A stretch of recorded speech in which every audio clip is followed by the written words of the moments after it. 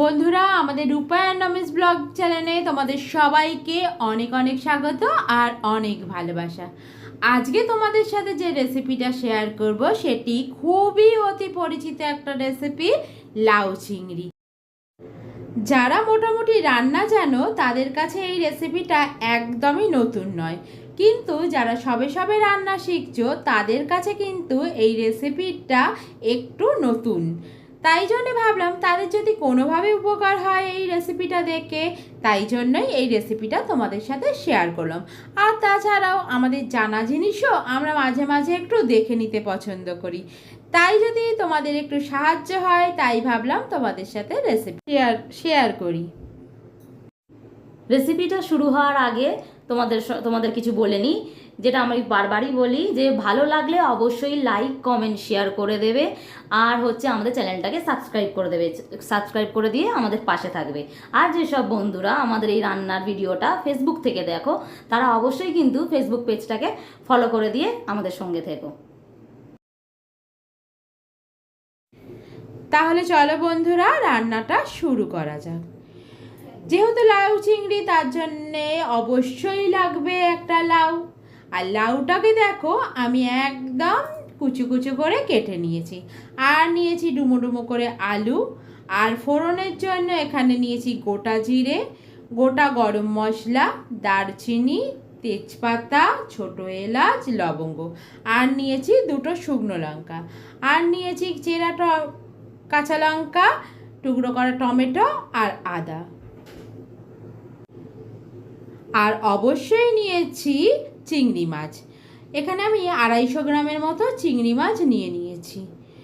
এবার চিংড়ি মাছটাকে প্রথমে সর্ষের তেলে ভেজে নেব। এই পুরো রান্নাটাই আমি সর্ষের তেলে করব। চিংড়ি মাছ কখনোই বেশি ভাজার দরকার থাকে না, কারণ চিংড়ি মাছ বেশি ভাজলে শক্ত হয়ে যায়।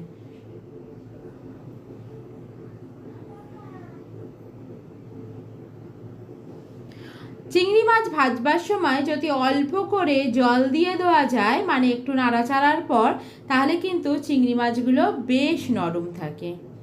এইভাবে তোমরা একদিন চিংড়ি মাছ ভেজে দেখো, কথা দিচ্ছি চিংড়ি মাছগুলো একদমই শিটে হয়ে যাবে না, বেশ নরম থাকবে। তাহলে চলো, এখানে চিংড়ি মাছগুলো আমার ভাজা হয়ে গেছে, তাহলে মেন রান্নায় যাওয়া যাক। এবার ওই কড়াতেই আমি আবার সর্ষের তেল দিয়ে দিলাম।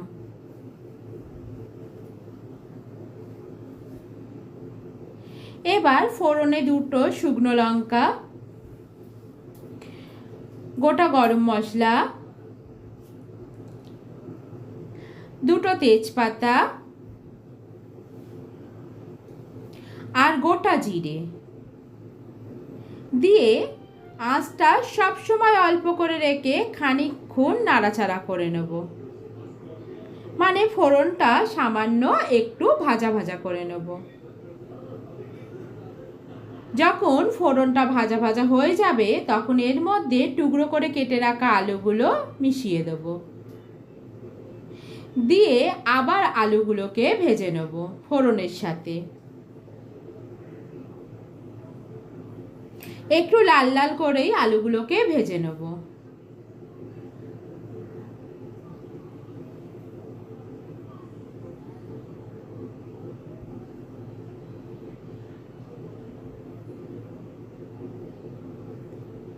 আলুটা যখন ভাজা হয়ে আসবে, তখন এর মধ্যে দিয়ে দেবো গ্রেট করে কেটে রাখা আদা, কুচনো টমেটো আর চেরা কাঁচা লঙ্কা। দিয়ে আবার ভালো করে ভেজে নেব, যাতে টমেটোর কাঁচা গন্ধটা চলে যায়।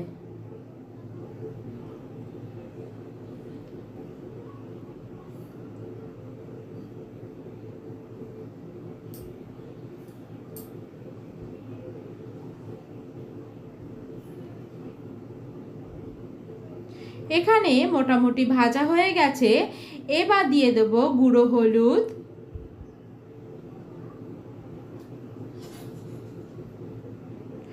আর জিরে গুঁড়ো। জিরে গুঁড়োটা কিন্তু অপশনাল, তোমরা দিতেও পারো নাও দিতে পারো। এবার কিছুটা জল দিয়ে নিলাম, যাতে মশলাটা না পুড়ে যায়। আলুর সাথে ভালো করে মশলাটাকে কষিয়ে নেব। হ্যাঁ, যাদের যাদের জিরে গুঁড়ো পছন্দ নয় তারা কিন্তু জিরে গুঁড়োটাকে স্কিপ করতে পারো।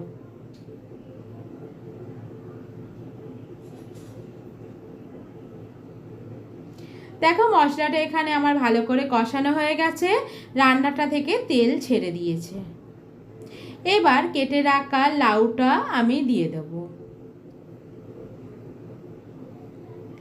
এবার মশলাটার সাথে লাউটাকে ভালো করে মিশিয়ে নেব।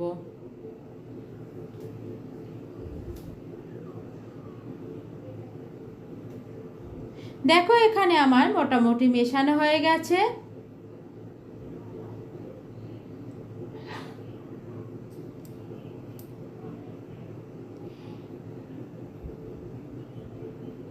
এবার দিয়ে দেবো পরিমাণ মতো নুন। নুনটা সবসময় বুঝে দেবে, কারণ লাউটা কিন্তু কমে যাবে। যতটা লাউ দেখছো ততটা কিন্তু লাউ থাকবে না, লাউ কিন্তু রান্নার পরে অনেকটাই কমে যায়, কারণ লাউ থেকে জল বেরোয়। এবার দিয়ে দেবো পরিমাণ মতো চিনি।